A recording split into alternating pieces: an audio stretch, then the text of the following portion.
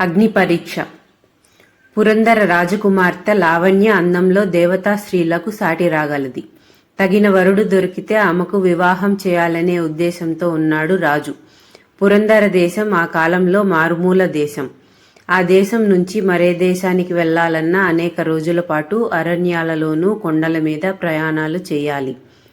లావణ్యకు తగిన వరుడు దొరకకపోవటానికి అదే ప్రధాన కారణం. లావణ్య కూడా వివాహం కోసమే ఎదురు చూస్తున్నది. ఆమెకు తన నిత్య జీవితంలో ఏమీ ఆనందం కనిపించలేదు. రాజభవనంలో ఆమె చెలికత్తెలు ఆమెను వినోదింపజేయటానికి చెప్పిన కథలే మళ్ళీ మళ్ళీ చెబుతారు. ఆడిన ఆటలే మళ్ళీ మళ్ళీ ఆడతారు. అందుచేత ఆమెకు కాలం గడపటమే కష్టంగా ఉన్నది. ఒకనాడు ఆమె రాజభవనంలో ఎవరికీ చెప్పకుండా తమ నగరానికి ఉత్తరాన ఉన్న వనాలకు ఒంటరిగా బయలుదేరింది. ఆమె పరధ్యానంగా నడుచుకుంటూ వెళ్ళి ఒక అద్భుతమైన ఉద్యానవనంలో ప్రవేశించింది. ఎటు చూసినా అమిత అందంగా ఉన్న పొదలు, వాటిలో అపూర్వమైన పుష్పాలు కనిపించాయి. అలాంటి పూలు గాని చెట్లు గాని లావణ్య ఎన్నడూ చూడలేదు. ఆ ప్రాంతం మనుషులు పెంచిన తోటగానూ లేదు. సహజంగా తయారైన వనంగానూ లేదు. అక్కడ ఎలాంటి జనసంచారము ఉన్నట్టు కనిపించలేదు. ఆఖరుకు జంతువులు పక్షులు కూడా ఆమెకు కనిపించలేదు. లావణ్య ఒక్కొక్క పొద వద్దకు వెళ్ళి దానికి గల పూలు అందము సువాసన అనుభవిస్తూ తిరగసాగింది. ఒక పొద మీద ఆమెకు అన్నిటికన్నా అందమైన పూలు కనిపించాయి. వాటి సువాసన వర్ణనాతీతంగా ఉన్నది. ఆమె ఒక పువ్వు కోసి తలలో పెట్టుకోబోయింది. ఎవరా పూలు కోసేది అని గర్జిస్తూ ఒక యువకుడు ఒక పొదచాటు నుంచి లావణ్య ఎదుటికి వచ్చాడు. ఆమెను చూడగానే అతనిలో విచిత్రమైన మార్పు వచ్చింది. ఏదో అనబోతూ అతను ఆమెకేసి కన్నార్పకుండా చూడసాగాడు. పూలు కోయరాదని నాకు తెలియదు. అడగటానికైనా ఎవరూ కనిపించలేదు. ఇక్కడ ఎవరూ లేరనే అనుకున్నాను అన్నది లావణ్య. యువకుడు చిన్నగా నవ్వి, అవునవును, ఇక్కడ ఎవరూ ఉండరు.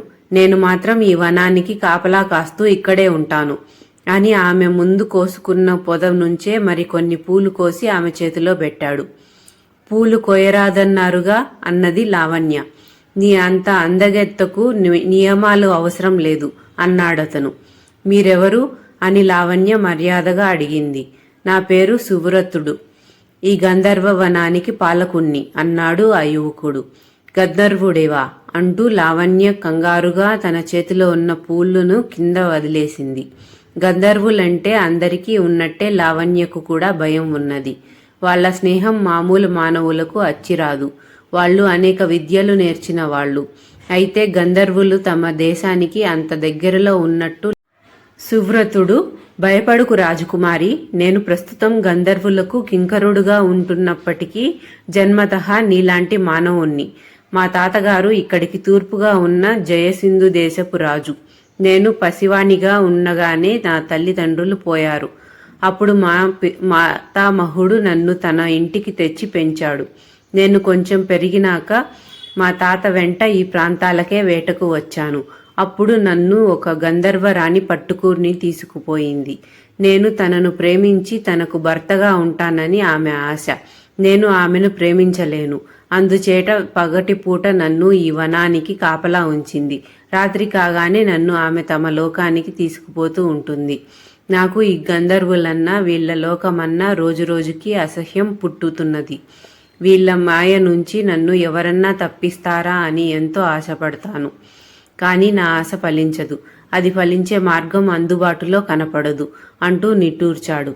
అతను మాట్లాడుతున్నంతసేపు అతని కన్నార్పకుండా చూస్తూ ఉండిన లావణ్య అతని స్థితికి ఎంతో జాలిపడుతూ ఏమిటా మార్గం అని అడిగింది.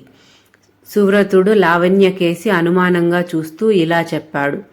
ప్రతి పౌర్ణమి నాటి రాత్రి గంధర్వరాణి తన పరివారంతో వచ్చి ఈ వనంలో విహారాలు చేస్తుంది. నేను ఆమె వెంటనే ఉంటాను. ఆ సమయంలో మనిషి జన్మ ఎత్తిన వారెవరైనా నన్ను కౌగిలించుకుని వదిలిపెట్టకుండా పట్టుకోవాలి. గంధర్వరాణి తన మాయలను ప్రయోగించి ఆ మనిషిని భయంకరమైన పరీక్షలకు గురి చేస్తుంది.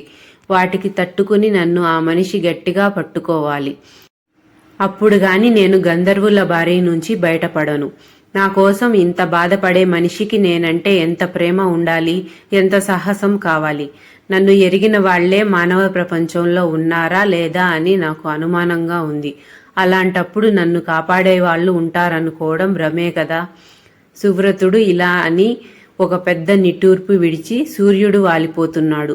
నువ్వు ఎంత దూరం వెళ్లాలో చీకటి పడే వేళకు నువ్వు ఇక్కడ ఉండటం క్షేమం కాదు అన్నాడు.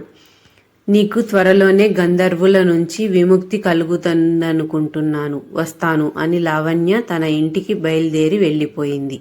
పూర్ణిమ ఇంకా 4 రోజులున్నది. ఈ 4 రోజులు లావణ్య సువ్రతుణ్ణి గురించి విడవకుండా ఆలోచించి అతన్ని కాపాడటానికి, అవసరమైతే ఆ ప్రయత్నంలో ప్రాణాలు విడవటానికి దృఢంగా నిశ్చయించుకున్నది. పూర్ణిమ నాటి సాయంకాలం ఆమె గంధర్వవనానికి ఒంటరిగా బయలుదేరి వచ్చింది. చీకటిలో ఎవరికీ కనిపించకుండా ఉండటానికి ఆమె నల్లని దుస్తులు ధరించింది. చీకటి పడకముందే ఆమె పొదలలో దాగి కూర్చుని తన జుట్టు విప్పి ముఖానికి అడ్డం వేసుకున్నది. జామురాత్రి గడిచినాక వనంలో అలికిడి వినిపించింది. గంధర్వులు జంటలు జంటలుగా వనంలో షికార్లు చేస్తున్నారు. లావణ్య ప్రతి జంట తన పక్కగా వెళ్ళినప్పుడల్లా వారిలో గంధర్వరాణి ఉన్నదేమో అని శ్రద్ధగా పరిశీలిస్తున్నది. దాదాపు అర్ధరాత్రి కావస్తుండగా సువ్రతుడు మరొక స్త్రీ ఆమె దాగి ఉన్న ప్రాంతానికి వచ్చారు. సువ్రతుడు వెంట ఉన్న స్త్రీ గంధర్వరాణి అయి ఉంటుందని లావణ్య సులువుగానే గ్రహించింది. ఆ జంట తనకు సమీపంగా రాగానే లావణ్య చప్పున లేచి వెళ్లి సువ్రతుణ్ణి గట్టిగా కౌగిలించుకున్నది. గంధర్వరాణి ఒక క్షణం పాటు నివ్వెరపోయి సువ్రతుడు తన చేతి నుంచి జారిపోతున్నాడని గ్రహించి మాయలు ప్రయోగించింది. లావణ్య కౌగిట ఉన్న సువ్రతుడు అంతలోనే ఒక కొండ చిలువుగా మారాడు. దేనికైనా తెగించి ఉన్న లావణ్య ఆ కొండ చిలువను వదిలిపెట్టలేదు. ఇంతలో కొండ చిలువ సింహంగా మారింది. లావణ్య గుండెలు అదిరిపోయాయి. కానీ ఆమె ఆ సింహాన్ని గట్టిగా వాటేసుకున్నది. ఇంతలో సింహం ఎర్రగా కాలుతున్న గుణపంగా మారింది. లావణ్య శరీరమంతా చర్రున కాలి భరించరాని బాధ కలిగింది. కానీ లావణ్య గుణపాన్ని విడవలేదు. తరువాత ఏమి జరిగినది ఆమెకు తెలియదు. ఆమెకు స్పృహ తెలిసేసరికి గంధర్వ వనంలో ఎవరూ లేరు. ఆమె కౌగిట సువ్రతుడున్నాడు. ఆమెతో పాటే అతనికి స్పృహ వచ్చింది. నన్ను గంధర్వుల నుంచి కాపాడావు. నీ రుణం ఎలా తీర్చుకోగలను? మనం మీ నగరానికి పోదాం పద. నిన్ను ఇంటికి చేర్చిన దాకా నా సంగతి చూసుకోలేను అన్నాడు సువ్రతుడు లావణ్యతో. రాజకుమార్తె కనపడక రాజభవనం ఆందోళనతో సతమతమవుతున్నది. తమ రాజ్యం తిరిగి వచ్చిన లావణ్య జరిగినదంతా చెప్పగానే ఆమె తండ్రి, నాయనా, నీకోసం నా కుమార్తె అగ్ని పరీక్ష ఎదుర్కొన్నది. నీకన్నా ఆమెకు తగిన భర్త ఎవరుంటాడు అని సువ్రతుడితో అని వారిద్దరికీ పెళ్లి చేసేశాడు. ఈ కథ మీకు ఎలా అనిపించిందో కమెంట్ చేసి చెప్పండి. కథ నచ్చినట్లయితే లైక్ చేయండి, షేర్ చేయండి, హైప్ చేయండి, సబ్స్క్రైబ్ చేసుకోండి.